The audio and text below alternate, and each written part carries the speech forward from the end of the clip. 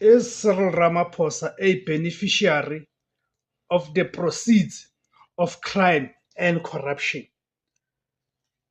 Is Cyril Ramaphosa a beneficiary of the crime that we as South Africans have been complaining about?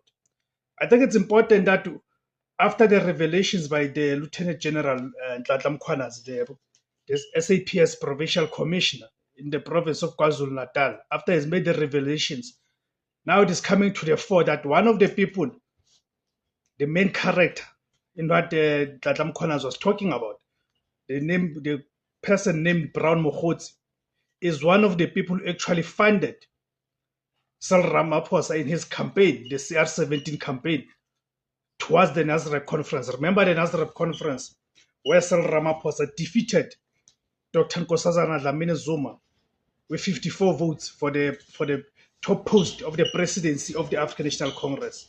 But before we go deeper on it, guys, let me greet you guys and welcome to the platform. My name is Debos Kosana, and the name of the platform is Izwi Labantu, the voice for Africans. Please, guys, help me grow the platform.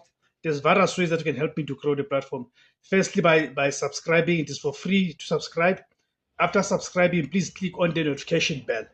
Please click on the notification bell, so each time I publish a video, then you get a notification, you get notified.